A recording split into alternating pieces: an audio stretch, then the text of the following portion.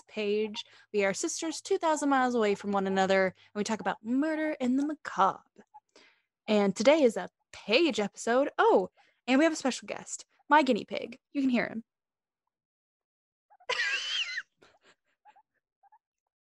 I was going to say, just when you said you can hear him, he stops. I know, he got like mic shy. That's okay. All right, so we have a Paige episode. Do we have any business? I don't think we do. I don't think so.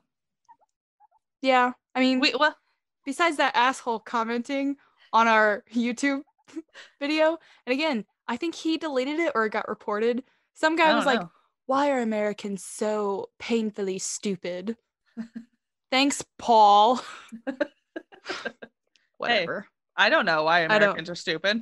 I don't know. I'm American and I don't know why. I don't know what we did to offend him, so I don't know what was stupid. I mean, whatever. We did warn everybody in our bio that you know there's some stupid humor in it. So I mean, I don't know what you expect. We don't expect everyone to laugh. We think we're funny. I think we're hilarious. I mean, I think so too. I mean, it's fine. But we don't really have any other business, so we're just gonna dive right in, I guess. Dive right in. And this one, I was so excited doing this one because you can't do a true crime type podcast without doing this one. Of course not. This is like, it's a biggin, but it's not like the murderer isn't a biggin, but it's a biggin case. Oh my gosh, yeah. And I mean, technically still unsolved. So here I come back with these stupid unsolved cases. Yeah, I mean, you asshole. It's quote unquote unsolved. It's another one of those that's like, I mean, where it's like, we can put the pieces together. I mean, but yeah. And these are one of those great cases where if we slightly slander anybody on accident, we won't get sued. I mean, there's so many people that everybody thinks everyone has an opinion about this. Everybody has their opinion on this. Obviously, everybody does. And you'll know as soon as I get into this. Because I'm going to start you off with a little, I don't want to say nursery rhyme because it's not. It's a song. It's like a little song. It's a playground song. Again, heavy on the playground song. But little kids used to sing it. Mm-hmm. So here we go. I'm not going to sing it because I don't know the tune. It was a hit single. I don't know the tune. However, I'm just going to come out with it. Lizzie Borden took an axe and gave her mother 40 whacks. And when she saw what she had done, she gave her father 41. And if I could beatbox, I would have been like, but I'm not going to even try because I can't and it's embarrassing. Rufus got me. He got me. Yeah, there he goes. He stopped again. I know. He gets nervous. He's getting embarrassed. He's camera shy. So my case today is about none other than Lizzie Borden. So like I said, you can't have a true crime podcast without doing Lizzie Borden. And I think this is a nice little transition into like one of like the big guys because we're definitely going to be doing those, and I have one coming up. But I mean, this is like a nice transition because this is like classic true crime. Oh, classic. So, and it's fun. And this, I mean, everybody knows the story. I'm going to get a lot into at the end of some what could have happened and what could have been the reason. And that kind of stuff gets a little heavy. So it'll kind of help with the transition into the really heavy hitters and the nasty crap details. So, So I'm going to dive right in here. So Lizzie Andrew Borden was born on July 19th, 1860 in Fall River, Massachusetts, to Andrew Jackson Borden and Sarah Anthony Morse Borden. I'm sorry, what was her last name? Borden. I mean, middle name? Oh, Andrew. Yeah, her father's name. Lizzie Andrew Borden. Yeah. Okay. Her name was Elizabeth, correct? No, her given name was Lizzie. Because I think after this whole thing, I think she went by Lizbeth or something like that. Because I know that's what's on her tombstone. So if you could stop getting ahead of me. I'm sorry. I just know so much about it. Oh my gosh. So Lizzie Andrew Borden was born to Andrew Jackson Borden and Sarah Anthony Morris Borden. Sorry. They also had two other children before Lizzie. They had Emma Lenora Borden, who was born in 1851, and Alice Borden, who was born in 1856. But Alice died in 1858, just 2 years before Lizzie was born. So Alice was only a couple years old, and actually died 2 years before Lizzie was born. Yes. Sarah Borden died only 3 years after Lizzie was born.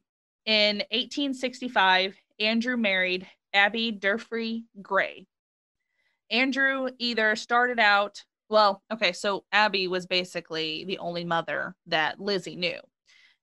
Emma was 10 years, about 11-ish years older. No, actually, I can't do math. I'm sorry. About 10 years older than Lizzie. So she was about 13-ish when Abbie came into the picture. Mm-hmm. So Andrew had either started out manufacturing and selling furniture and caskets, or he started out as an undertaker.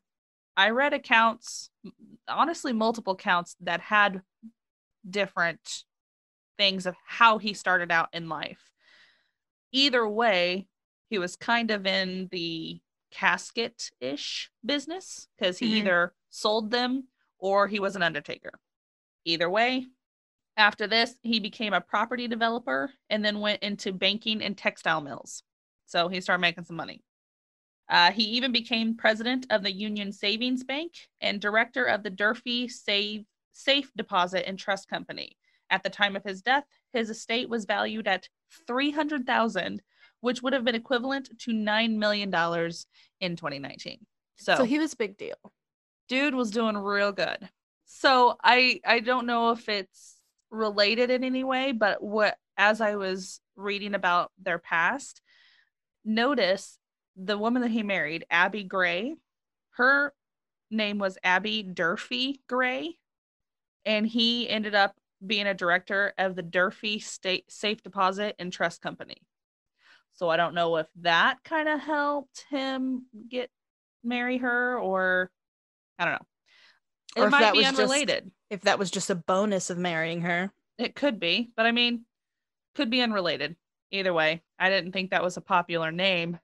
But anyway, so there's not much known about Lizzie's school days, but after high school, she became active in her church, teaching Sunday school, and she served as a secretary of the local Christian Endeavor Society. Mm-hmm. She was also a member of the Women's Christian Temperance Union and was part of the Ladies' Fruit and Flower Mission. I found those specific societies on multiple different accounts that I had looked up. Yeah, because she was really, I think her and her sister were very, they always worked in the garden at home and everything. Yeah. That was a big part of their lives. And honestly, she was very active in a lot of these different societies and unions and things like that. She was very involved. Mm-hmm. So by some accounts, it was said that Lizzie was a kleptomaniac and a thief. Local shopkeepers would notice items missing after she left and would send her father a bill, and her father would pay for it. So she was even thought to steal some of her stepmother's jewelry. So she got a little bit sticky fingers. Yeah. But neither Lizzie nor Emma ever actually moved out of their father's home. So even though the Bordens were a wealthy family, Andrew was very frugal in his spending and his way of life. So, for instance, they lived at 92 2nd Street in Fall River, Massachusetts. This was weird in that most of the wealthy people lived in a more desirable neighborhood that was called The Hill. It was said that Lizzie had always wanted to live on The Hill. In their house on 2nd Street, they didn't even have indoor plumbing or electricity, even though almost all of the elite did. So it was kind of strange. I know back then, not everybody would have had those things, but if you were that rich, yeah, he was really wealthy, he could have definitely afforded it. Could have put in a toilet, let's be real. But they did end up hiring a live-in maid who was 25-year-old Bridget Sullivan, who they ended up calling Maggie, who I will refer to as Maggie for the rest of the time of this. For all of time. Why did they call her Maggie? I don't know. Bridget as Maggie, short for Bridget. I don't know. No, I've heard that there was a previous maid named Maggie. I don't know. And they were just kind of assholes. So they called well, the new maid Maggie. She was also an immigrant from Ireland.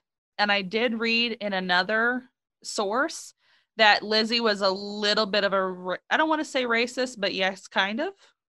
Well, around that time, because I was alive then. Late 1880s, beginning of the 1890s. Yeah, I mean, there was a lot of Irish immigrants around that time. Which she was not a fan of, apparently. Yes. And so a lot of people were really shitty towards our Irish immigrants because they were like, go back to Ireland. So it's like really like we're all from somewhere else. Get over it. Like So Bridget Sullivan, who was referred to as Maggie. So leading up to the murders, it was said that the girls didn't get along with their stepmother. The girls as in Lizzie and Emma. Mm-hmm. They didn't get along with their stepmother and they refused to call her mother. And instead they called her Mrs. Borden. The girls also rarely ate meals with their parents as a family. Sometime before the murders, Andrew had gifted some of his real estate to Abby's half-sister. This really pissed off the girls. They thought it was only fair that he give them some type of property and demanded it from their father. He sold them their old home that they had lived in before Sarah died for only $1. And they ended up selling it back to him for $5,000. But I never got exactly why they ended up doing that. So Lizzie had built a roost for some pigeons in their barn that they had out back. And because she was definitely an animal lover, she actually, even at her death, she even willed some of her fortune to some kind of animal shelter charity, something like that. So she loved animals. Mm-hmm. But in May of 1892, Andrew killed all of her pigeons with a hatchet because he thought they were attracting local children who wanted to hunt them. Lizzie got real pissed. She was not happy about that. Yeah. Killed all of her pigeons with a freaking hatchet. With a hatchet? With a hatchet of all things. Killed them all dead. Foreshadowing.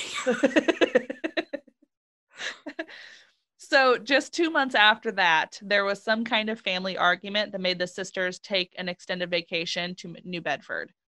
When Lizzie got back, because This may sound dumb, but where is New Bedford? It's also in Massachusetts. I don't know. Okay. I don't know. I've never been to Massachusetts. I haven't been either, but I mean, we can look it up real quick because I didn't. Well, it's just like me with Betty and Barney Hill. Where are the White Mountains? I don't know. Somewhere over there. New Bedford, Massachusetts. Yep. Not Illinois. I'm sure they did not go to New Bedford, Illinois. No. Nope. New Bedford, Massachusetts. Okay, so when Lizzie got back, she decided to stay in a local rooming house for 4 days before returning home. I don't know if she was just still pissed at him or not, but Emma had ended up staying gone for a little while longer. Mm-hmm. So this leads us up to right before the murders. Cool. Spoiler alert, people die. So Emma was still gone, and then Lizzie returned home. Mm-hmm. So a few days before the murders, the whole house came down with stomach flu-like symptoms. So Abby had suspected, good Lord, poison, but it actually was just nothing more than really bad leftovers. Because again, they had no indoor electricity or anything like that. So, they're super frugal. So I'm sure they were reusing things that they should not have been. It was some kind of bad meat, I read. Well, there you go. They were probably eating spoiled meat. Like sitting on the stove for 3 days. Yeah, like, I think we've been poisoned. Yeah, by yourselves. By your own hand, actually. So you did this yourself. So the night before the murders, John Vinicum Morse, who was Sarah's brother, who was Emma and Lizzie's real mother that died. It was her brother, so their uncle, he came to the house and was planning on staying for a few days, and he was going to be discussing some type of business with Andrew. Okay. So this leads us to the night of August 3rd when he arrived at the house. So he stayed in the guest bedroom. The morning of August 4th, Andrew, Abbie, John, and Maggie, they ate breakfast. But if you remember right, the girls never really sat down and ate with the family. So, like, it was not unusual for Lizzie not to eat breakfast with them. Mm-hmm. Also, everybody was still kind of recovering from their food poisoning. So at around 8:48 a.m., I also like how a lot of this stuff was super specific on the times of things that happen. I got a lot of very specific times. Did you go to the Borden House website? No, I didn't actually. Are you fucking kidding me? No, I used all kinds of different other ones. Paige Nicole. That was not even one that popped up when I was searching for Lizzie Borden. I found all kinds of like biography stuff about her. Go to the source. It's fine. I found all kinds of other stuff. This is a few different websites all like smushed together. Okay. So at around 8:48 a.m., John left to go buy this is so old. He left to go buy a pair of oxen and to just like the Oregon Trail and to visit his niece in Fall River, and was going to be back around noon. So he really wasn't going very far, but he was leaving. So Andrew went on his morning walk around 9:00. Maggie had been tasked with washing the windows, so the outside windows. Abbie went upstairs to make the guest room bed just after 9:00. So everybody at this point after breakfast was going off to doing their own thing. So Andrew returned home around 10:30 a.m. So apparently what had happened was he tried to unlock the door with his key, but it didn't work. So he knocked on the door. Maggie went to open the door for him, but the lock was jammed or something. Something screw is going on with it. Supposedly she cussed, and she later testified that when she did, she heard Lizzie laugh from upstairs. So, I mean, I'd probably giggle too, but this is pretty big because Lizzie will later change her story multiple times about where she was at this point in time. She could never, ever keep her story straight. Yeah, we'll talk about that later. So Andrew asked Lizzie where Abbie was, and she told him Abbie had received a message about a sick friend, and she went to check on them. According to Lizzie, she had helped Andrew take off his boots and put on his slippers so that he could lay on the couch in the sitting room for a nap. Because again, everybody's still recovering from food poisoning. So he went out for a little walk, got tired, came back to take a nap. It was also super hot that day, apparently. So, I mean, it's August 4th. Well, it's August. Yeah, so super hot. So this was later contradicted because he was still wearing his boots when he was found. Mm-hmm. And it's confirmed in the pictures, which we will post. Sorry about people who have a weak constitution. We're posting these pictures. Trigger warning. Yes, when you see the pictures. So she told Maggie that there was some type of sale in town, like to say, hey, why don't you go buy some things? But Maggie said she wasn't feeling well because she was just getting over the food poisoning again, and she was tired from washing all the windows all that morning because, again, it was super hot that day. Yeah. So she went upstairs to take a nap instead, which I kind of want to talk about a little bit later, which I will, but that's something that's like, okay. That Maggie went up to take a nap? Maggie went up to take a nap, yes. Maggie / Bridget? Bridget, yes. So just before 11:10 a.m., Lizzie yelled, Maggie, come quick. Father's dead. Somebody came in and killed him. Andrew was laying on his back, slumped over, and he was struck 10 or 11 times in the face with what seemed to be like a hatchet or axe. Some type of sharp object like that. Mm-hmm. So one of his eyes was completely split into, which is very gnarly. Mm-hmm. So he had just been killed because he was still very actively bleeding. So the physician from across the street that Lizzie had Maggie go get, came to the house and declared him dead. They thought that Andrew's time of death was either right at or just after 11 o'clock. So Lizzie at 11:10 yelled up the stairs for Maggie, said he was dead. So when the police got to the house, they asked Lizzie where Abbie was. And again, she told them that she went to go see a sick friend, but then said maybe she had come back home. That she said that she thought she had come back home already, and asked somebody that was there, like a neighbor or something, if they would go upstairs and check to see if Abbie was home. Mm-hmm. So Maggie and a neighbor went upstairs, and when they were eye level with the floor, they saw Abbie lying face down on the floor in the guest bedroom. So my thought is, you just go straight upstairs, and when you're eye level with the guest bedroom, you automatically see her. Remember, Maggie had gone upstairs to take a nap. So, but we're just going to continue. We'll talk theories later. Yeah, I've got my own theory. I know about some stuff in the courtroom as well. So yeah, the physician declared her dead as well.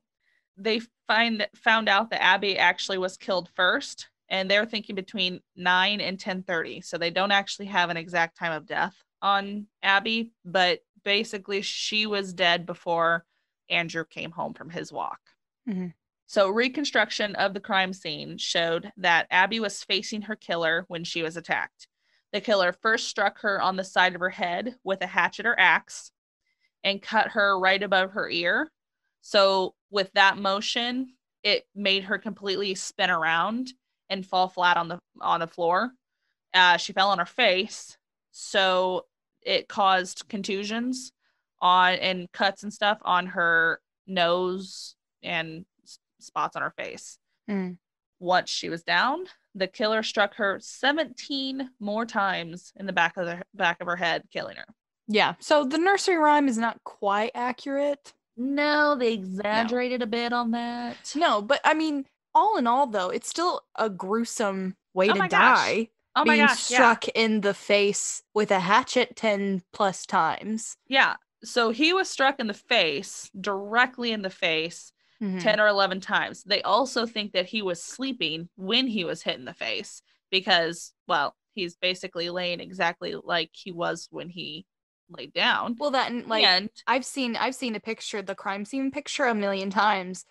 The way he's laying, the way his arms are, he's not in any sort of defensive position. No, not at all. There's no way.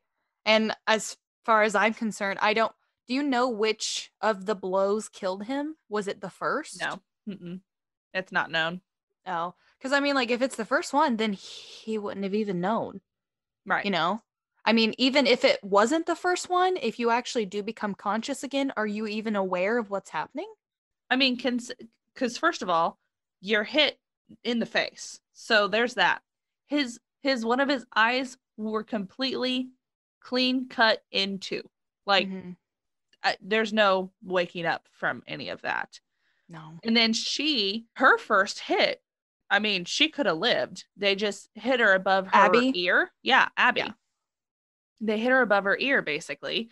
Spun around, fell on the floor. Yeah, I mean, your face would have been a little messed up after that. Could have lived. However, the killer hit her 17 more times in the back of the head. There's no skull after that. No. None. I've seen her crime scene photos too. Oh, yeah. So this I thought was like, The autopsies were performed in the Borden's dining room. I don't know if they just like, here, let's expand the table a bit. I don't know if they brought in extra tables or what, but yeah, performed in their dining room. So during the autopsies, I don't think I knew that. I didn't either. So during the autopsies, their stomachs were removed to check for any poisons because of the family's illness in the days beforehand. And I don't know who Abbie had mentioned this to, but I mean, she had thought that they were poisoned for some reason because Andrew wasn't a super popular man. He was just he was pissing people off left and right. Well, yeah, because as far as being a businessman, he was very obviously he was good at it. Yeah, he had all kinds of money. Yeah, but they didn't find any trace of a poison. So I mean, it was just food poisoning. Mm-hmm. So I also didn't know this part.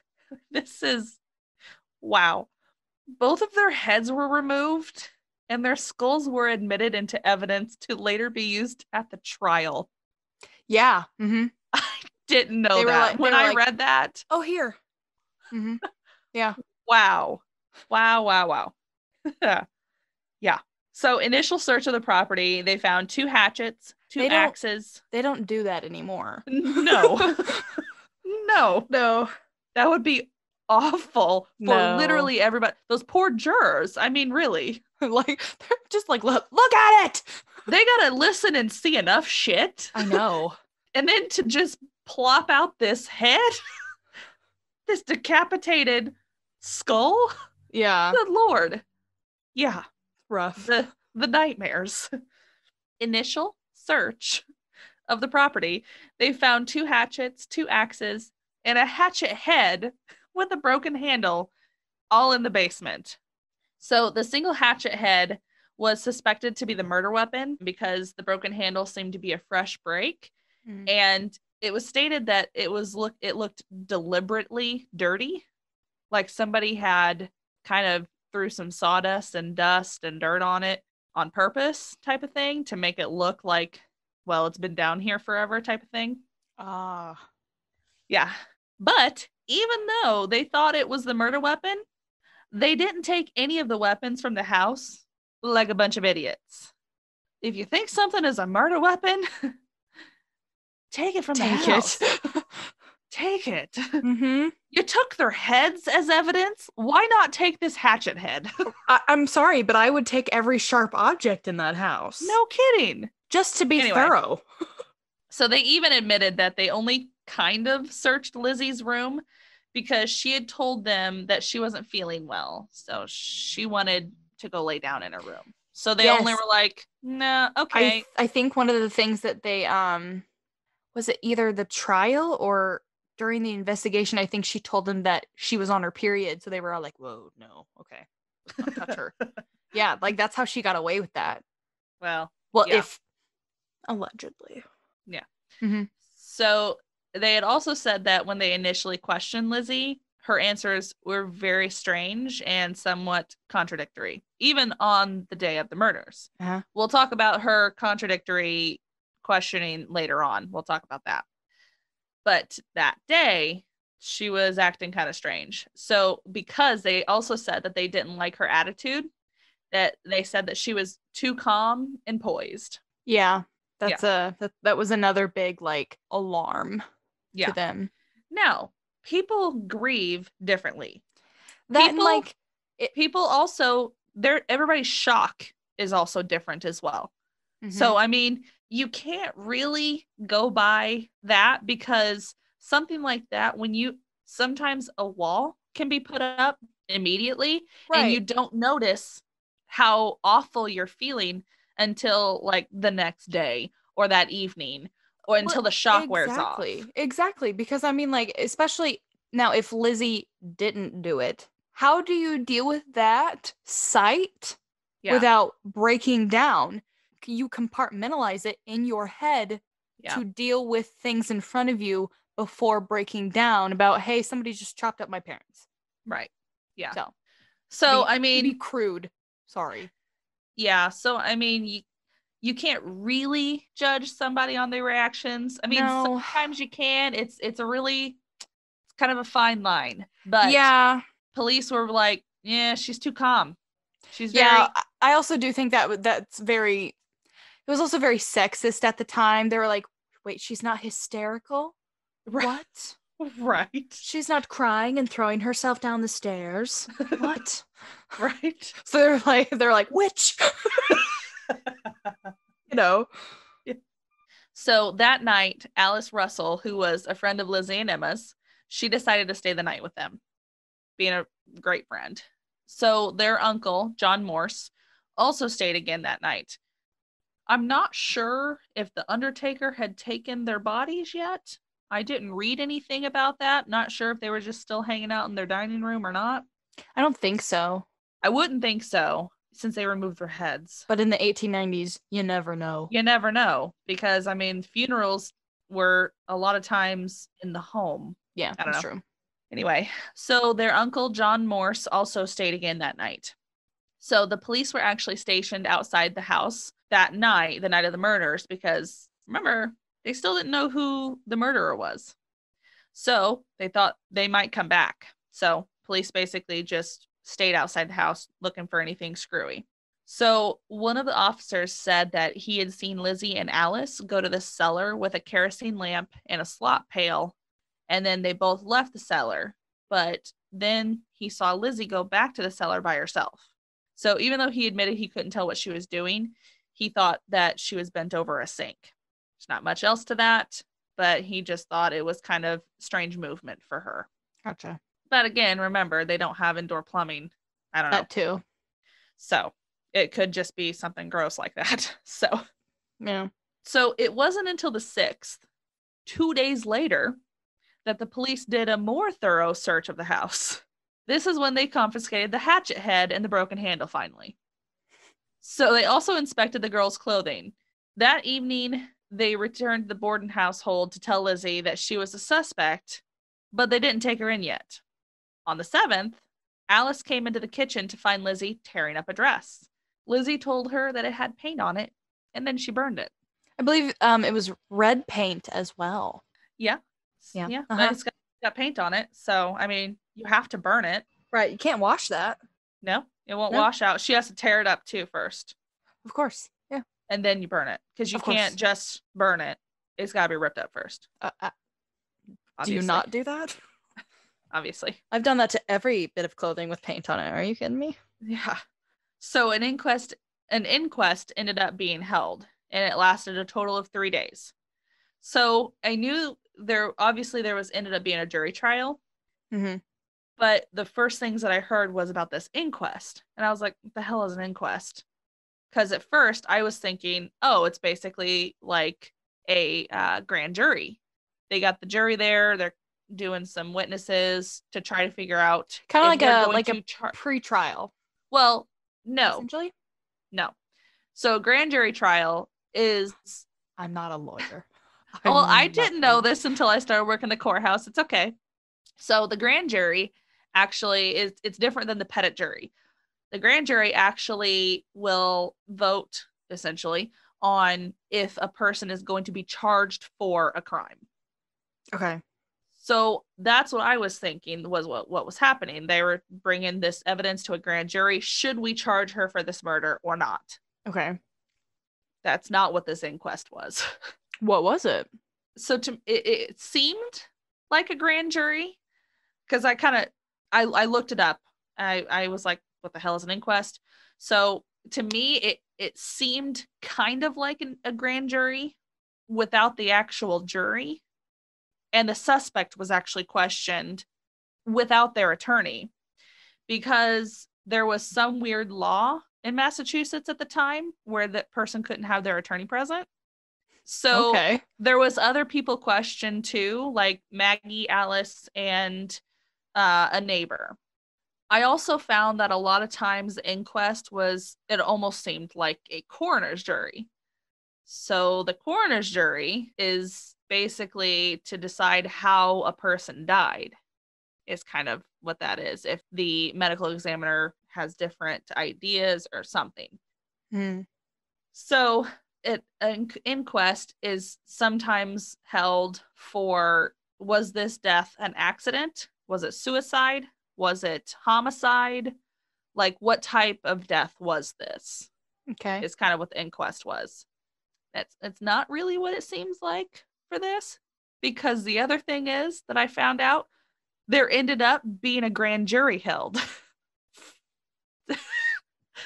This whole case was kind of baffling to me once I actually dug into it. Yeah, they did. I didn't know about that, but they do a lot of like weird shit along the way. Yeah. Like a lot of stuff that makes no sense. Well, the super fun thing, I was able to find a complete transcript from Lizzie's questioning at this inquest. You need to email that to me, and we might take a little screenshot and post that.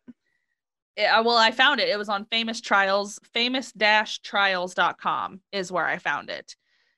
because I had looked on another site where I thought I found it, but it only took snippets from it. No, this was the whole thing. Like when I pulled it up, because you got excited and you're like, I read the whole thing. So excited, I read all of it, and it's kind of nuts because obviously she was contradicting herself and everything, like every step of the way. Well, yes and no, though. I'll talk about that in a second, but it was so long because when I pulled it up on my screen, you know, your little bar on the side to go up and down, it was really small.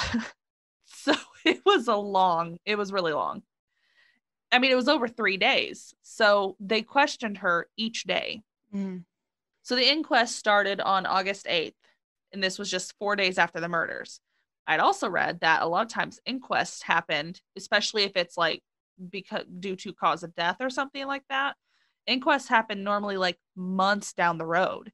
That way they have a lot of time to prepare, like the coroner and everybody has time to prepare of, you know, what happened. This happened 4 days after the murders on August 8th. Okay. So just the day before is when officers went to Lizzie and said, hey, BTW, you're a suspect. Have a good day. But you can still stay at home. That's no problem. We'll see you later. Yeah. So Lizzie was apparently prescribed regular doses of morphine to calm her nerves. So this is why people question the validity of this testimony. So after the murders, basically her physician. When was she subscribed? Okay, yeah. Prescribed morphine. It was after the murders. Yeah. That's right. Okay. So the 4th is when the murders happened. And then afterward, her doctor, the physician or whatever across the street, they were giving her regular doses of morphine. And she was still on it during this inquest. So this is one big reason why people are questioning the validity and why they think that she was so weird and contradictory with what she was saying. Okay. Well, so, I mean, that does make sense because... Yeah, I mean, it does. If anyone listened to our DuPont de Lignes murders, I was not really all there. I was on painkillers. So. Yeah. So it seemed like she would sometimes stick to what she was saying, but then she would completely contradict herself and then stick with that story. It was really weird because, again, I read the whole thing. It was sometimes simple things that she would contradict herself on. Yeah. But other things, like some of the big stuff, she stuck with. And even he would try to change it up and she'd correct him with what she had said before. So, I mean, it was really strange because I'd always heard that she was constantly contradicting herself. She said stuff wrong every single time. She kind of didn't, though.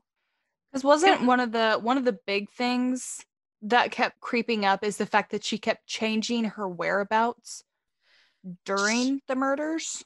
She did. That was one of the big things that she changed. Yeah. But once she made that change, she stuck with it. And then added a few small details periodically throughout the way, but stuck with where she was. Okay. So like when he would ask her about it again, she'd add another little extra detail in there, but stuck with where she was. Then he'd ask her about it again. Then she added another extra little detail in there, but continued with that other detail that she added. So then when he would finally ask her, okay, so this is what you did. She was like, yeah, I did this with this and this. So like stuck with what she said after she initially changed where she was. We'll talk about it. Hey. It was super interesting to read. Highly recommend doing that. That right there makes me think that, she changed it in her head to better fit the circumstance and then was just adding some stuff along the way. Like, yeah, I did this too. Yeah, I did it. Yeah. Yeah. But again, if she was on morphine. Yeah. Well, which is real strong. And she would also say that she couldn't remember some things too. Yeah. Even if it would like help her case, she just would say what she was really saying was, I couldn't tell you. That's a big thing she said quite a bit. I couldn't tell you. Like, I have no idea. Yes. So one of the things that she couldn't remember, like whether she ate a cookie or not, or what her mother was doing. So like one of the things that she was talking about was after when she had come down while everybody else was eating breakfast, she like went in the kitchen, and I guess after breakfast there was still some cookies or something in the kitchen, and she kind of said she ate it, but then she's like, no, never mind, I don't remember if I did or not. No, I couldn't tell you if I ate that cookie or not. So like little things like that. That's weird. Yeah. So she actually threw some shade around too, which I was like, all right, Lizzie, here we go. So I've got a couple quotes from the inquest. So one of them, in this quote, the question was, in what respects were the relations between you and her that of mother and daughter? She answers, quote, that is the same question you asked before. I can't answer you any better than I did before. So I like that. It's like, dude, you already asked me. I already told you. I can't tell you any better. You want me to repeat myself? I mean, won't. Literally, I've just repeat myself. All right, Lizzie. I see you. So the other thing, I know I had a good giggle at that. So the other thing was, so he says, quote, now can you explain why you were 10 minutes doing it? So what he's referencing is, and I'll get into this later, what she was doing in the barn and why it took 10 minutes, because she said she looked through something. So he's like, so why did it take 10 minutes? She goes, quote, no, only that I can't do anything in a minute. So she's like, no, I can't explain to you why it took 10 minutes. I just can't do anything in a short amount of time. So That's what are funny. you, fucking stupid? You know? Like, so, she's like, idiot. Yeah. Yeah. So those were the two big ones that I was like, all right. So she's got a bit of an attitude here. Okay. Well, I mean, I think clearly from her story growing up, the fact that her and her sister refused to eat dinner with them, and I know they already had attitudes. Yeah. Yeah. So this inquest was actually the only time Lizzie ever talked about that day and the murders.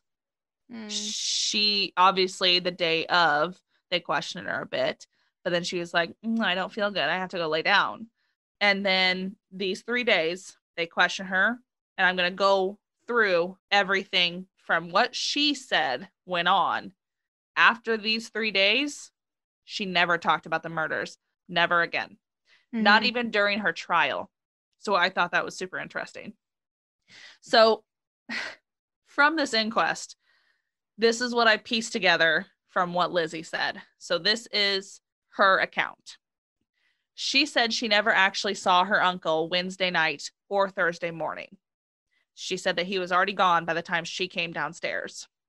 There was a lot asked about that as well. He really was like, so did you see your uncle? Did you not see your uncle? Did you know he was there? Did you ask about your uncle?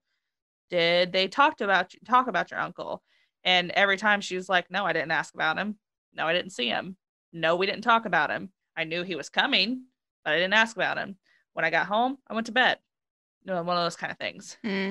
So Lizzie's story was that she came downstairs just before 9 a.m., but she refused breakfast. So that checks out. So Maggie was supposed to go out and wash windows. Her father went out. She was going to go do some ironing, but the fire wasn't hot enough to heat the iron.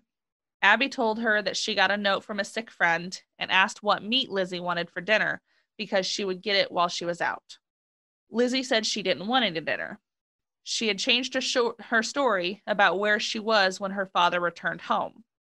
So first, she said that she was coming downstairs when Maggie opened the door for him, which checks out with what Maggie had said. When she answered the door, cussed, Lizzie laughed from upstairs. And when they opened the door, Lizzie was coming downstairs. But then she said that since the fire wasn't hot enough for her iron, she was in the kitchen reading a magazine when her father got home and went to take a nap in the sitting room. Her father went to take a nap in the sitting room. So she first said, I was upstairs. I was coming down the stairs. But nope, actually, I was in the kitchen reading a magazine waiting for the iron to heat up. So no matter what, whichever it was, the fire still wasn't hot enough by the time her dad got home and went to the couch. So she decided to go out into the barn to look for lead for sinkers for fishing because she had planned on going fishing in the next week. So she went outside, got some pears from the ground under their pear tree, and went to the second story of the barn. So her first story actually was when she left the kitchen because the iron wasn't hot enough. She went to the barn to the second story. Then she backtracked and said, yeah, I had gathered some pears before I went into the barn. And the dude's like, wait a second. So you didn't go straight to the barn. You got some pears. She's like, yeah, I got like 3 or 4 pears. I mean, then I went to the barn to look for the sinkers.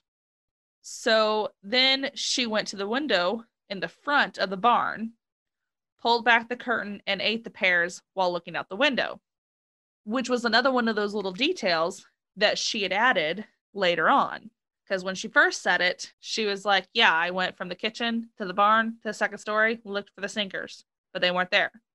But then he asked her again. She was like, yeah, I went and got some pears and I went to the second story of the barn and looked for those sinkers. Then when he asked her again, she was like, yeah, I ate the pears at the window in the front.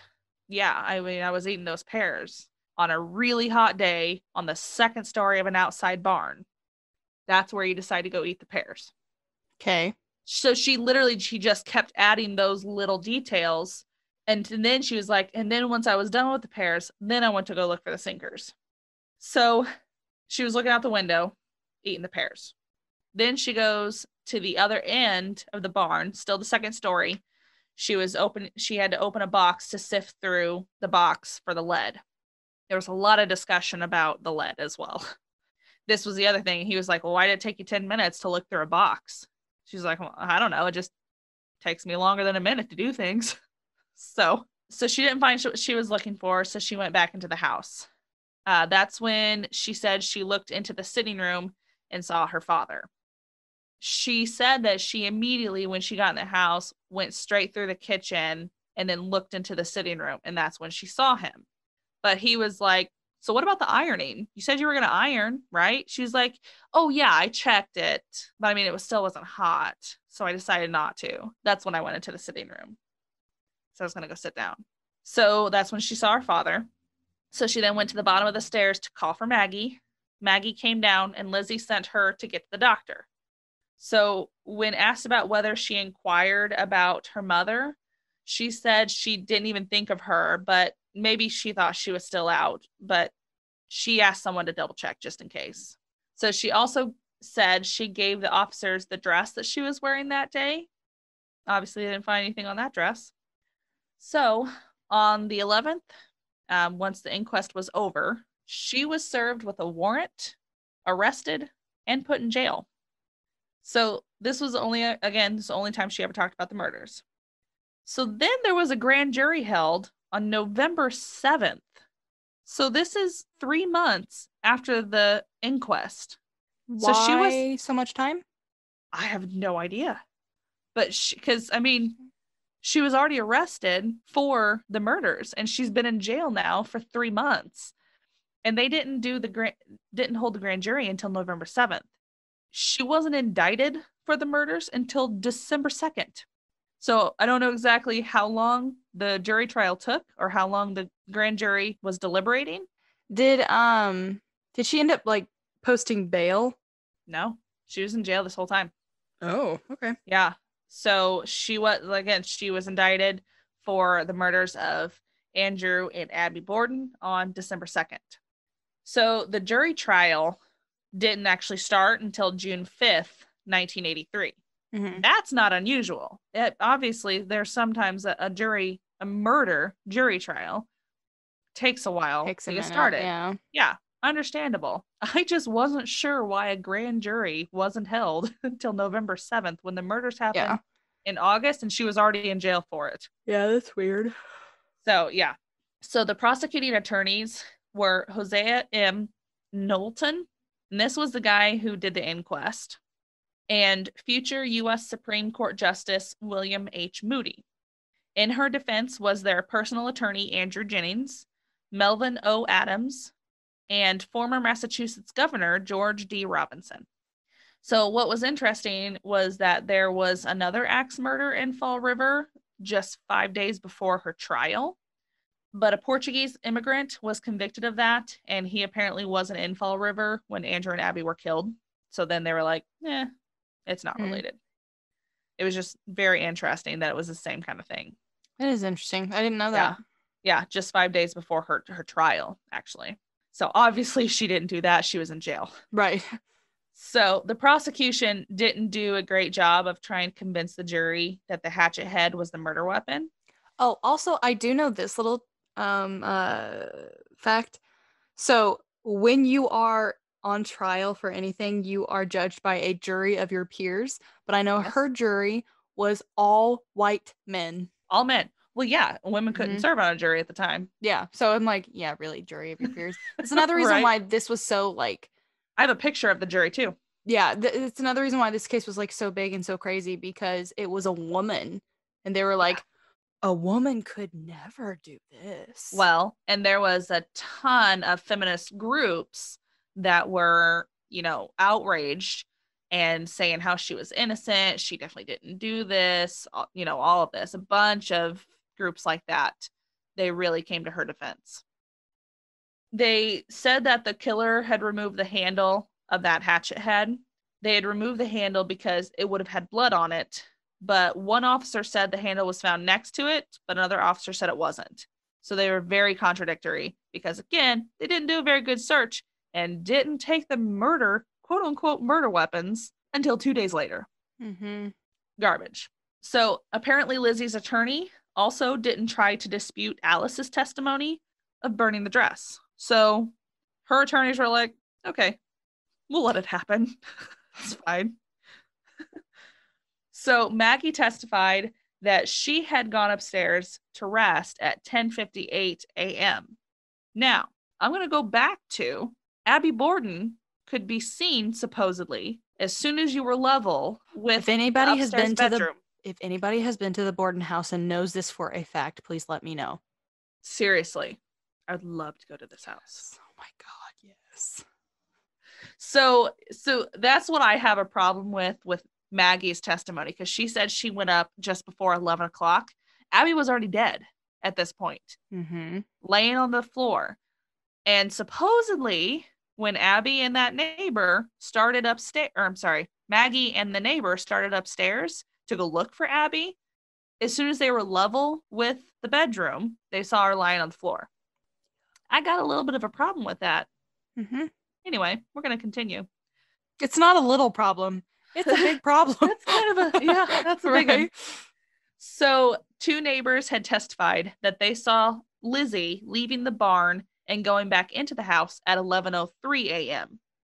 So after her little pear adventure and looking for those sinkers, they saw her walking back into the house at 11:03 a.m. Remember, Andrew was killed right around 11. Maggie said at 11:10, Lizzie called her downstairs to get the doctor. So that checks out.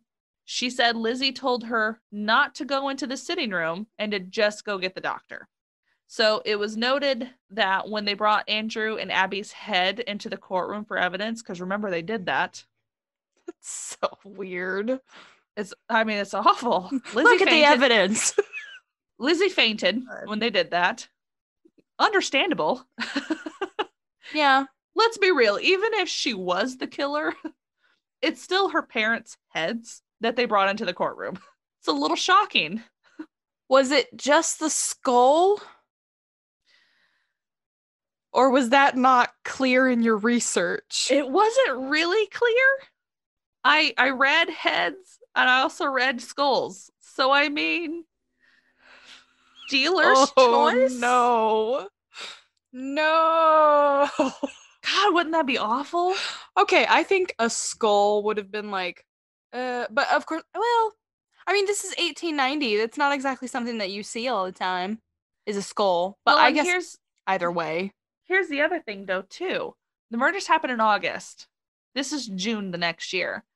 How long would it take for all of the skin and muscles and things like that to be off fully decomposed? From the skull. So I don't know. Oh. They could have had a way to speed that up to where it would just be the skulls that they brought in, but Well, I mean, they could have used flesh-eating beetles they could have. if they even knew what that was. But I I mean, didn't read any of that though. So, like I said, I read heads. I also read skulls. So okay. All right, either way, let's move on because I could be on this for an hour. yeah.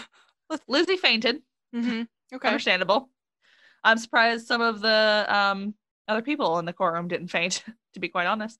So a couple of things had been mentioned, but then the judge excluded them from the evidence. So the first one was her testimony at the inquest. So it had been mentioned, but the judge was like, nope, inadmissible. We're striking that from the evidence. Why? Was there a reason he gave that?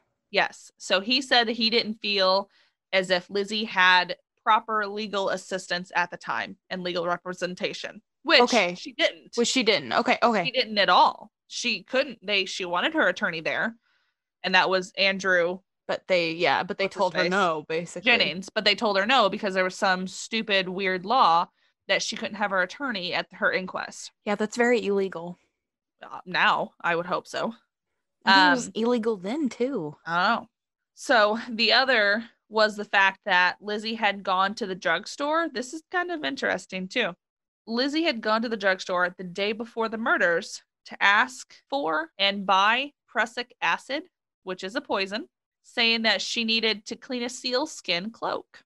So that clerk apparently had been asked about that. So when they asked if that would have been a reasonable request, the clerk said that they had never heard of it being used as that before. Like, why would you use prussic acid to clean a sealskin cloak? That's not. Yes. No. So essentially, in like nowadays terms, it's like she went to CVS to ask for arsenic. Essentially. To wash her shirt. Yeah. Like, hey, I use this with my laundry. Do you have any like arsenic or strychnine?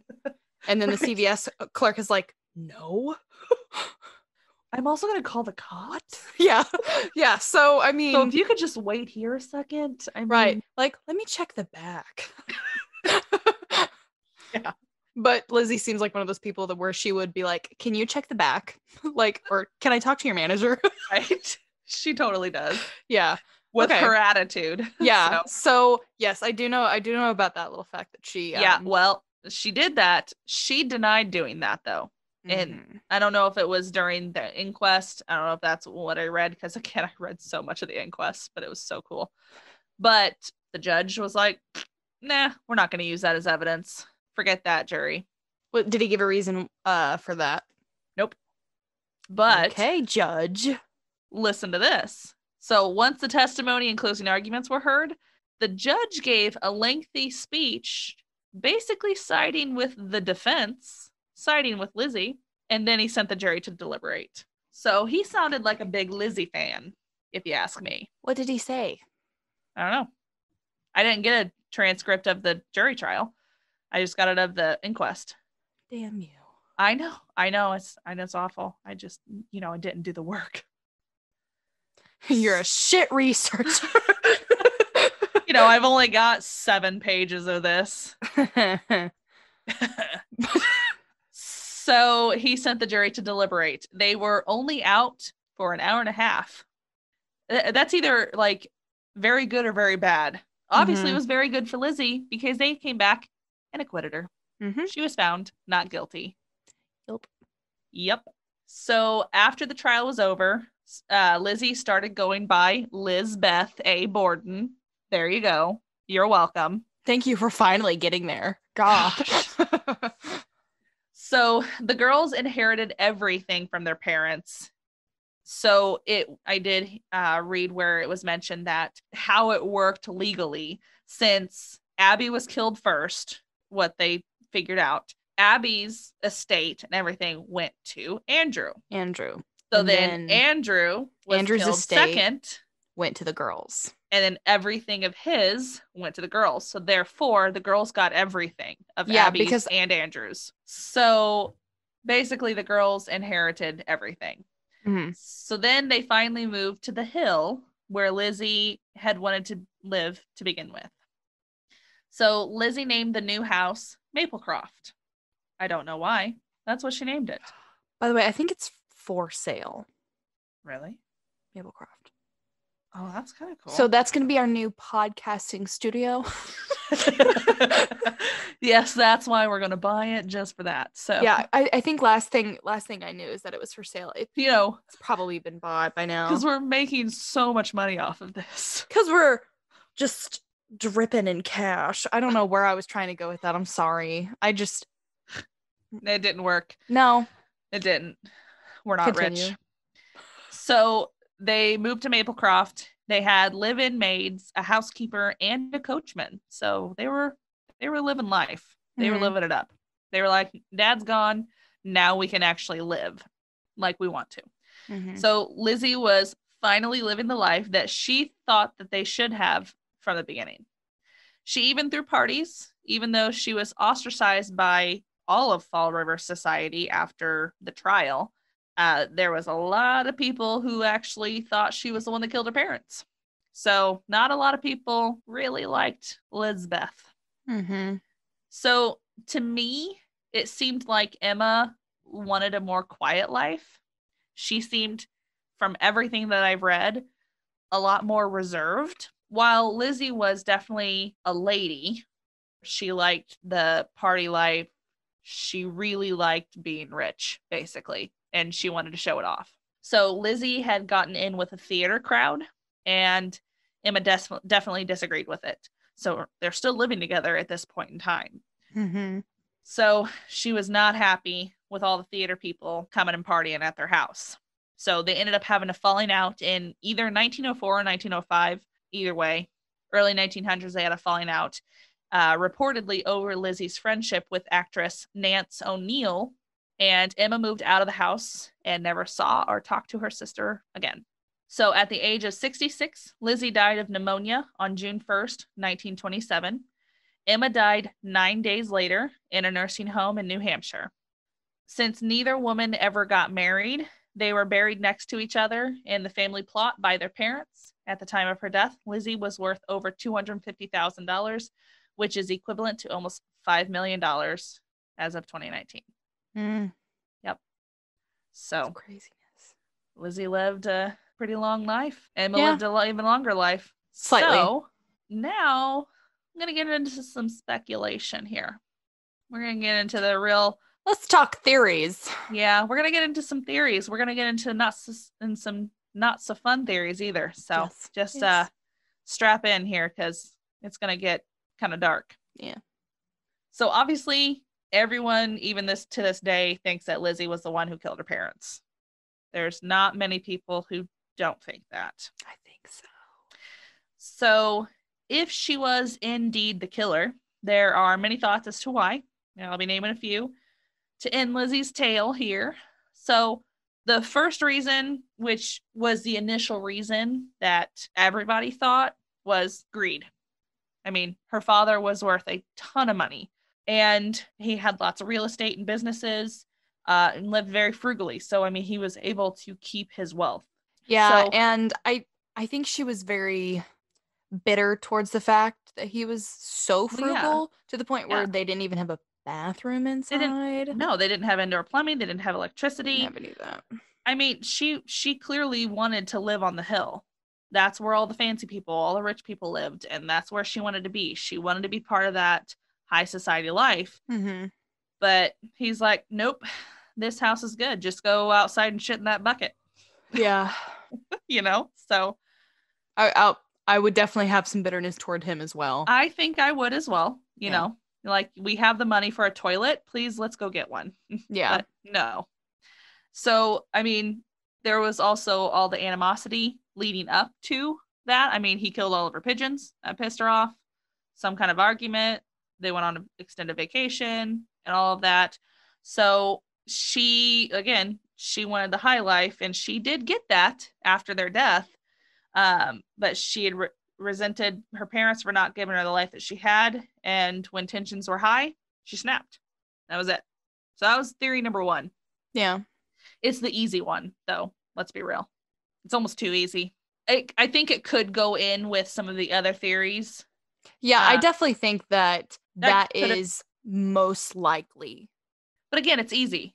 the cause. Like, I'm sure there's other things mixed in with that, but I think it's just the bitterness, the animosity, the fact that, like, he gave his wife's sister Yeah. money to buy a house. Yeah. And I mean, she grew up as, I mean, yeah, her dad is frugal and doesn't want to spend money on normal things, and they're eating rotten food Right. because he doesn't want to spend money. Like, I understand that, but she was a rich kid growing up. She was, I wouldn't necessarily say spoiled, but she was bratty, Yeah, it kind of seemed like it. you know, like she Yeah. had a lot, but she didn't have enough, Right.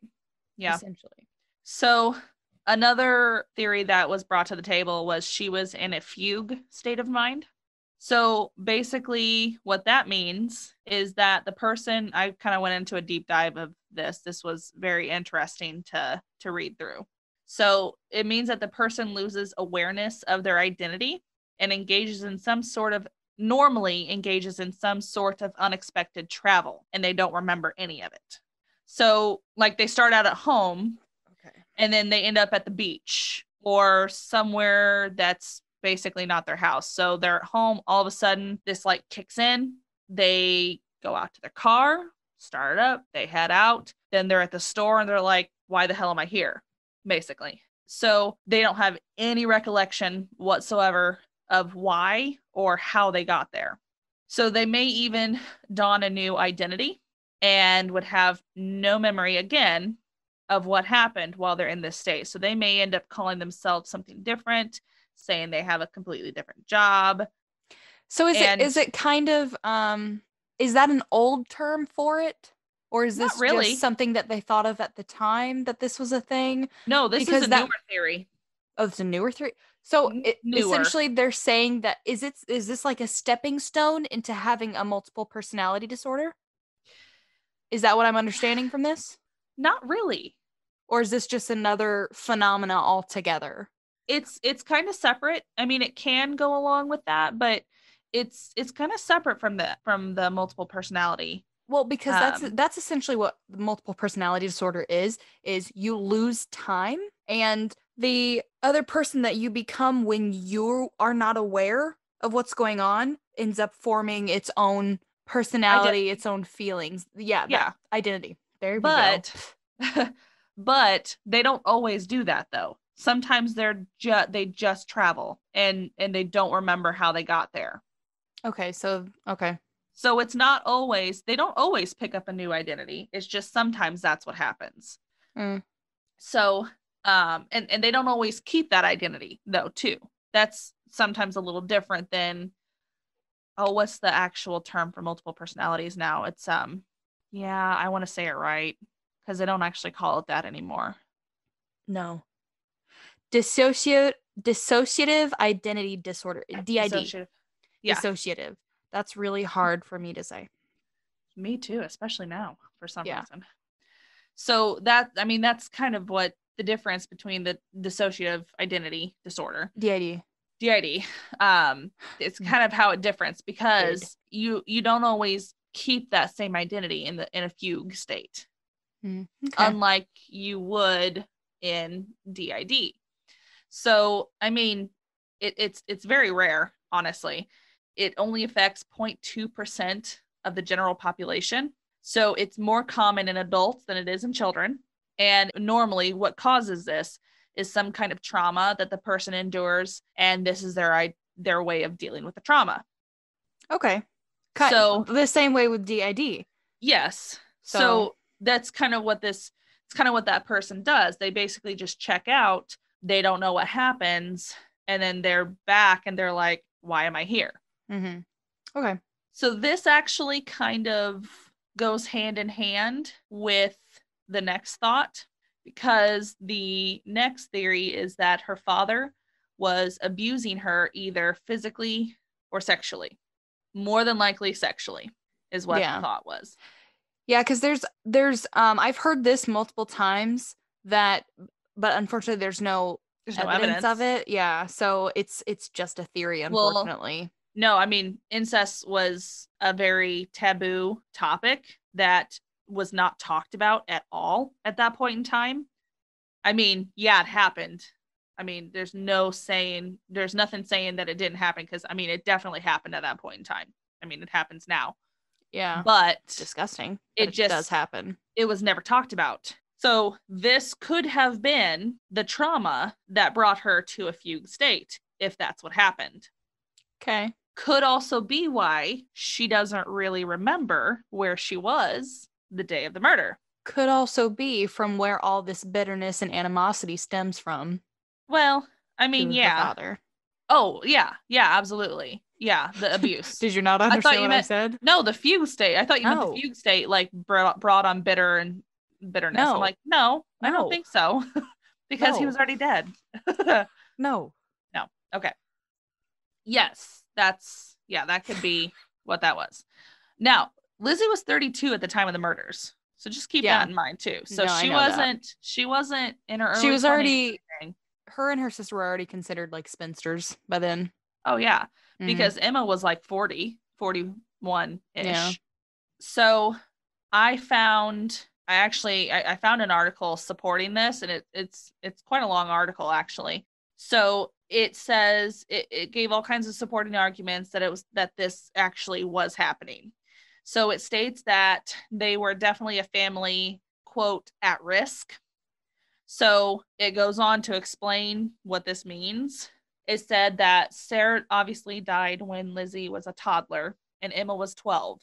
So Andrew didn't have someone to fulfill his sexual needs at that time. So they described it as Emma basically took on the role of Sarah in that she took care of Lizzie, she took care of the cleaning, she took care of the cooking, she took care of all of that. So kind of took on the role of Sarah. So Andrew, it was also noted that Andrew had definitely refused any kind of help with the girls. His sister, I guess, had offered to help with the girls. He said no. So Emma kind of really had to take on a lot at 12 years old. Yeah. So in turn, they think that Emma took on the sexual role of Sarah as well. So even though there were brothels, Yeah. Andrew would have thought that they were beneath him, as he was a very proud man. Eye roll. He wasn't helping, he wasn't accepting any help or anything like that. He didn't do the brothels like everybody else did. So then he turned to his own home. And who was in his home? Emma. So they say that sometimes when the father switches from one child to the next, it's because one child gets older and actually starts resisting. So they instead go to the next child, which is what they speculate in this case.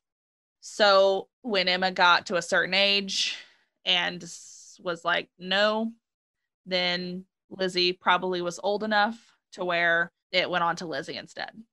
So when Sarah died, it was 2 years before he married Abbie. It was noted, again, I mentioned this earlier, Abbie never had any children. Very unusual at this point in time. Yeah. Because the girls were still young. Because Emma would have been 14 and Lizzie was like 4 when Abbie came into the picture. So there's nothing saying that they couldn't have had more children, Yeah. And a lot of people did at that point in time. Side note. So are you saying that Emma started getting a little bit older and then he started molesting Lizzie at like really, really young?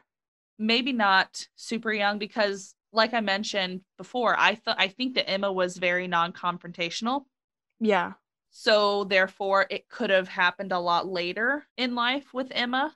Okay. But then finally when she got old enough to a certain point, it may have started with Lizzie when she was about the same age as Emma when it started. When Sarah died. Okay. So she may have been either way, Annie was already married to him by the Abbie. time. Abbie, yes. So Abbie was already married to him by the time that he would have switched to Lizzie. Correct. Okay. So they go on to explain this. So again, Abbie didn't have any children. So this could have meant that either she couldn't have children, which could have been the case. Yeah. Or that the couple weren't actually sexually active at all. And if that was the case, maybe it was kind of an arranged thing. This goes back to her name, Durfee, and he was part of the trust company that had that name. So it could have been kind of an arranged thing. Lizzie had always said that she thought that Abbie married her father for his money. So if they weren't actually sexually active, he would still obviously want his sexual needs met because, well, he's a man. And since he wouldn't go to a brothel, the closest people to do that would be Emma and Liza. Let me try this again. I try to say Emmy and Liza. Emma and Lizzie. Emma and Lizzie. Let me help. Yeah. Yeah, I need it. So again, Emma seemed to be non-confrontational. So they seemed to think that Lizzie had just had enough and then snapped. Because this article seems to think it may have continued into Lizzie's 20s. Oh. And was continuing. Oh. Yeah. So how she killed them, how they were killed, basically, was very telling because all of Andrew's blows were to his face. Yeah. So, which means that basically she didn't want to look at the face that had been abusing her entire life. Yeah, she was very angry. Not to mention something that's brutal. It's very personal. Very personal, very angry. Yeah. Mm-hmm. Very angry. Yeah. So she didn't want to look at that face anymore. That was a lot of animosity towards that face. I can't say that I would feel any different. Oh, well, no. I mean, it would be if this awful. were the case. Right, yeah. I can't say that I would be any less angry. Yeah. So then that brings up the question, though. I might not chop his face off, but you know. But the question then arises, then why'd she kill her stepmother? They go on to say that they actually suspect that she would have known she would have known all about it, and Lizzie wanted her dead for letting it go on. Yeah. So that was that awful theory. Yeah. So again, that could be just Lizzie, like all of a sudden she snapped and she did it. It also could go along with her being in a fugue state. She had all this trauma growing up, this emotional, physical, sexual trauma from her father, and then she just compartmentalized, was in a fugue state, and then just killed both her parents. I'm not sold on the fugue state, but continue. Right, but that goes along with the trauma. Yeah, a lot of these can go hand in hand, but yeah. Continue. So that's that theory. Mm-hmm. So the last theory that I'm going to be talking about is that Lizzie was actually having a tryst with Maggie and was caught by either Abbie or Andrew. See, now I always heard that it was her and her sister. That's not a theory that I read. Because that was one of the many theories of the Borden household that I've just known about, that it was, I heard that her father was sexually abusing the two of them, and then I heard that her and her sister were kind of in a relationship. That's one of the reasons why they never got married, because I truly believe that Lizzie was gay. Well, and it's said, I'm talking about that a little bit more too in this, but I mean, yeah, I mean, neither one of them were married. No, because I think, see, now the thing about I'll let you tell it, and then I'll tell you how I initially knew of this. Or interrupted me, jeez. Sorry. So they thought that maybe she was caught by Abbie or Andrew. So they think it was actually more Abbie that she was caught by. So obviously that was a very taboo thing at the time and a big no-no. So they're saying that they were caught that day. So then when Abbie caught them, you know, she showed disgust and was outraged. So Lizzie was like, fine, I'll just fucking kill you, you know, and went after her and killed her. And then when Andrew got home, she confessed. He reacted the same way and he had to die as well. So that's this kind of made sense though, because later on in life, Lizzie was thought to be a lesbian. I mean, she never got married. Her and her sister, obviously, you don't have to be a lesbian to never get married, but Right. that's what people were thinking. Plus, she had that super close relationship with that actress friend of hers. Emma was outraged about it. She didn't like it. So she left. So, I mean, that just adds to the theory that Lizzie possibly was a lesbian. So, don't know.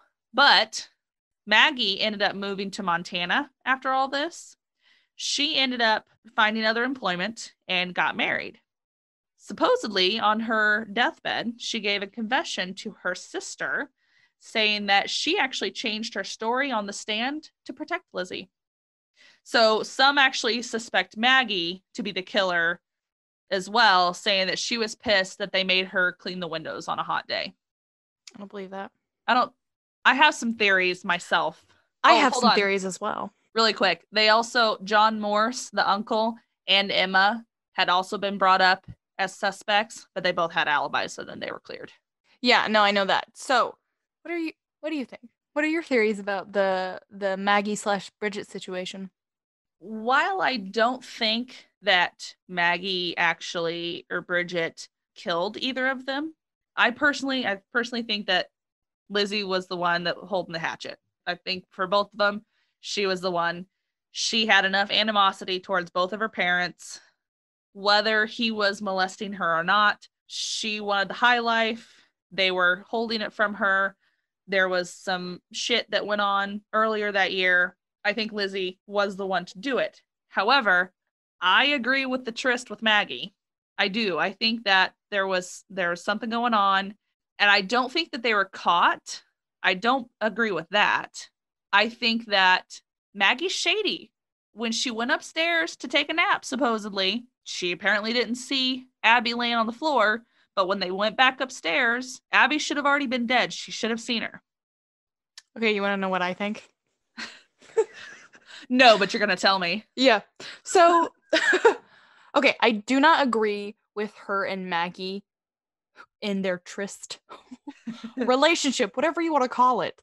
I don't think that she was with Maggie because Lizzie was racist towards Irish immigrants to the point where her name was Bridget. And like I said, the previous maid, I believe, was called Maggie, and they didn't want to get used to new maid, so they started calling her Maggie, even though that was clearly not her name. That could also go along the lines with way back when, when there were slaves, the old white men would get their slave girls pregnant, even though they thought they were disgusting. I don't think that's what this was here. I think this was the beginning of her figuring out that she is actually interested in women, and Bridget was convenient. I think that's what that was. No, no. No, your opinion is garbage. Let me just poo-poo on your theory. No, okay. So I think it's more probable that it was her and her sister that may have had a tryst, whatever you want to call it, because obviously she has been conditioned since she was young to view that is not a problem. Yeah. If her father was actually sexually abusing his children, then in her mind that wouldn't be as big of a deal as everyone would think it would be. So I think it's more probable that, and again, with her and her sister, they lived together for so long, and her sister only got mad when she was going around with this actor friend of hers.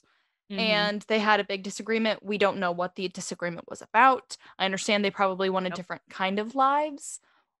Whatever. But I think if Bridget/Maggie, depending on how long she'd been in the home, I don't think she'd been in the home very long, from what I understand. No, I don't think so. I think they just hired her like that year. Okay.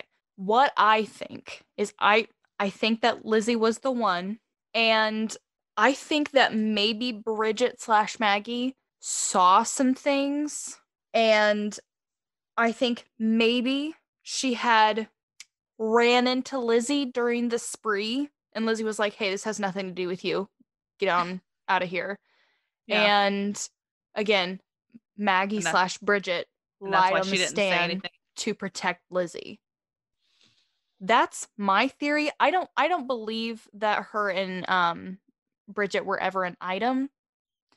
I just don't think that goes along with the story very well. I think that Maggie/Bridget was protecting Lizzie because she's like, some weird shit is going on in this house. Right. And I'm not going to piss off the lady with a hatchet. Right. You know what I'm saying? But Because I think I would probably do the same thing. Like, you know what? I don't want to be killed, so I'm going to go take a nap in the guest room. well, okay. And I'm going to disagree with you as well. I don't agree with the sister thing. I don't agree with that. I don't think that was the thing. I think it's more likely it was just her father. While I can see the whole fling with Maggie, I also can just see it. What's just was happening was her father had been molesting her for her damn near her entire life. Also, one of And the she things that got pissed. I heard, like, again, we can theorize for days on end. Yeah. But one of the theories that I heard when I was like in high school or something like that Mm-hmm. is like one of the things that he did to get his jollies was to have his children entertain him, if you catch my drift. Mm, yeah. So that's also another theory that I heard. There was also a movie that depicted, and of course it's a movie, so we can't even take it with a grain of, Right. we have to take that with a grain of salt, or just not look into it. But there was also a movie that like kind of like depicted that when he was a mortician, he may have been doing some weird shit to the bodies. Mm. But I doubt that's a thing because it I don't was know a about movie. I don't know Yeah. about that. So okay, continue. I just wanted to Yeah. interject and be like, okay, well, this also could have been a thing, but okay. Yeah. Continue. No, I do definitely think that it could have been the fact that he again had been molesting her entire life. She finally had enough. Yeah. There had been some tensions growing that year anyway, and she finally just snapped and was like, today's the day. Yeah. So, I mean, it was convenient too. That was the other thing. The murders were very convenient because supposedly it was just her and Bridget home with Abby at first. John had already gone into town. Andrew had gone on his walk. So she went up to the guest bedroom, killed Abby. And then when she comes back down, that's when Andrew comes in and he lays down for a nap. Here we go. Convenient. Yeah. He's already asleep. He's not going to fight. So here you go. Lizzie had actually said too that sometime before the murders happened, some guy had come to the house and had some words with Andrew. Basically, they kind of talked a little bit, then things got a little heated. Andrew ordered him out of the house and he left. So she tried to be like, yeah, so dad had some words with somebody beforehand. And when she was pressed about it, she knew nothing. But in the end, I really think that Abby had the means to do. Lizzie had the means. I think she had the means to do it. So we would love to hear everybody else's theories, though. If we didn't say a theory that you actually think or have heard of, please tell us. You can either private message us or comment on the Facebook post that we're going to be making. So you let us know what you think. We've told you what we think. You could tell us that our opinions are stupid and tell us what you think. I don't care. You can tell us how wrong Paige is. You can try to tell Peyton your opinions, but she'll probably ignore you because that's what she does. Yeah. She doesn't listen at all. Not really. So, hey, you know what? In my defense with not listening to you, sometimes you ramble really freaking bad. So sometimes it's a little hard to piece together your bullshit. I just think I have a lot of things to say. And I like to repeat myself. And I think that there are a lot of details that need to be in there that sometimes don't, but I think they do, so I have to say them. And I have to repeat them a few times. Yeah. To make sure you're really make sure that you know. To make sure you're listening. Yes. So yeah. So thank you everybody for joining us for the Lizzie Borden case. Woo, woo. Shoulder up and down. That's my jam there. Yeah, that's what we do because you can only see our heads and our shoulders. I do a lot of shoulders. Anybody that's just listening, sorry. Shoulder up and down, sorry. But anyway, so thank you all for joining us. Thank you for that. And I like talking about theories too. Theories are fun. Yeah. Well, especially and of course, especially for a unsolved case, because technically nobody was convicted of Abbie and Andrew Borden's murders. So far, you have brought me 3 unsolved cases. I have. You hag. I know I have. I'm gonna try. Stop that. I'm gonna try to do a solved one next. I don't know. Last time you said you were gonna try to do something, you said you were gonna try not to clear your throat in the mic, and it's not worked great for you. I've gotten better at trying. Yeah. Stupid. But anyway, okay, so thank you everybody for joining us for this week's episode. You can follow us on Facebook at 2K Away. You can follow us on Instagram at 2K Away Podcast, and we also do have a YouTube channel where you can see our beautiful faces. So pretty. I know, we're so beautiful. You can't even think of anything. I was gonna try and compare us to something hideous. Like, we're the prettiest pigs in the pig pen. That's true, actually. We really are. But yeah, so we also do have a YouTube channel where you can see our beautiful faces.